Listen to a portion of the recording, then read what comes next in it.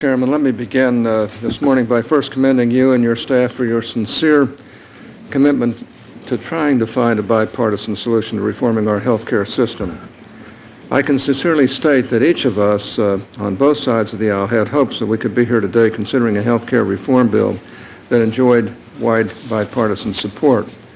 Unfortunately, due to outside pressures and arbitrary timelines faced by the chairman, we are now considering a bill that once again proposes more spending, more government, and more taxes as a solution to reforming 1/6 of our American economy.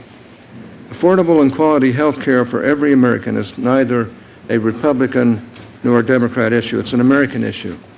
We are standing, in my opinion, at a historic moment, both in terms of opportunity and crisis. Health care costs are out of control as they continue to rise 3 times faster than inflation and 4 times faster than wages. Last month, the Nonpartisan Congressional Budget Office estimated that our nation's deficit for 2009 will be a staggering $1.6 trillion, and our national debt is on a path to double within the next 5 years and triple within the next decade. And this is all before factoring in the massive price tag associated with the current health care proposals. The desire for reform is universal. Republicans want to work towards a responsible solution, but we will not let this moment of crisis justify a solution that we cannot afford and starts us down a path of Washington takeover of our health care system. We need to take a more targeted approach. By focusing on areas of compromise rather than strife, we can reach consensus on a financially responsible and targeted bill that could earn the support of Republicans, Democrats, and more importantly, American families.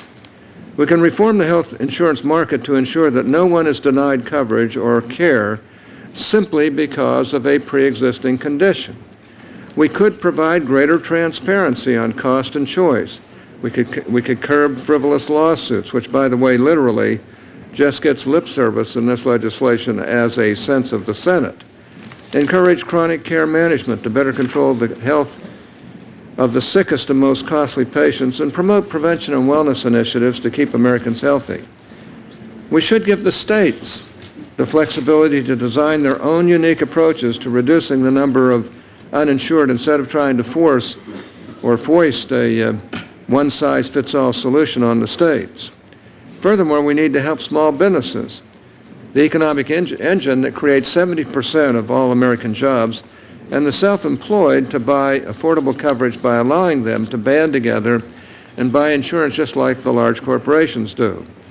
At a time when we are drowning in red ink and government-run programs such as Medicare and Medicaid, these are headed for financial insolvency.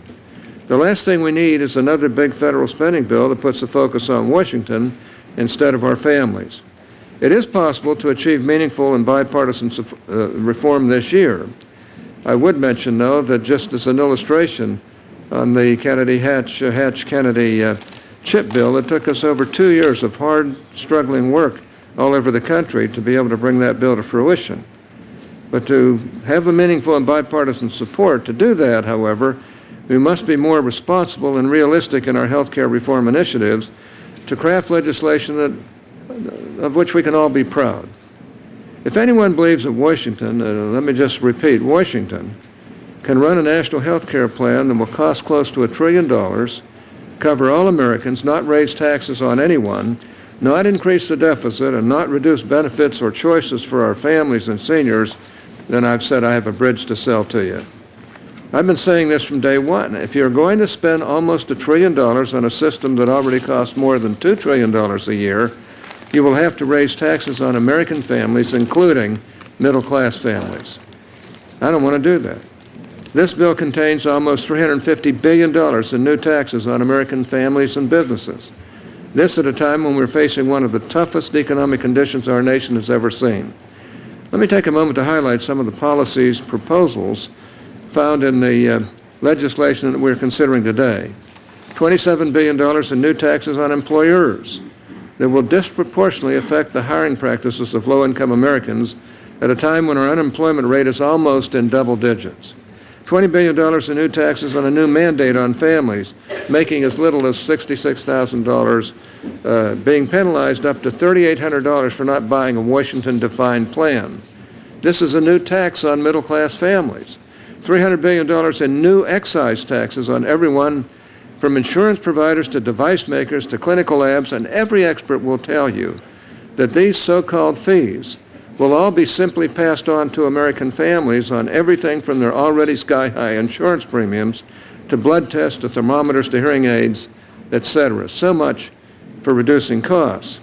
Now, this is not all. We're taking more than $400 billion out of Medicare, a program that is going bankrupt in 2017. This is a testament to the efficiency of Washington. Use a program that has a $38 trillion unfunded liability as a piggy bank to finance more government spending. We've all done this long enough to know that when Washington tells you that something costs $5, it always costs at least $10 or much more. So guess what? As our deficit continues to rise and our debt triples in the next decade, all these taxes will continue to rise. This bill is laying the seeds. We are giving Washington a whole new checkbook. I commend the President's commitment to only signing a bill that does not add a penny to our growing deficit. I sincerely hope that we will apply the same standards of honesty on our accounting of this bill as we are now demanding from our families and businesses. First, it is important to know that most of the major provisions of this bill do not really start till 2013 and 2014, coincidentally right after the presidential elections. So the initial 10-year price tag of $856 billion is a significant underestimation. So in reality, this is not a 10-year score. It is a 6 or 7-year best guess. The real 10-year cost of this bill will be significantly higher. More importantly, I'm very concerned that this legislation, this important, which the chairman has rightfully described as the, quote, single largest social bill since the Great Depression, unquote, we will not have a complete score. At a time when Americans all over the nation are outraged that some members do not even know what is in the bill, how can we justify making these decisions without fully understanding the impact of these policies? I sent a letter to the President right before his joint address to Congress asking him to do exactly what American families are demanding. Step back, take a deep breath, and start over on a truly bipartisan bill. There is still time to press the reset and push for a solution that can bring us all together. Having said all that, I do admire the chairman. I admire his indomitable fortitude in going through this the way he has. I just wish I could support it, but I can't. Thank you, Mr. Chairman. Thank you, Senator.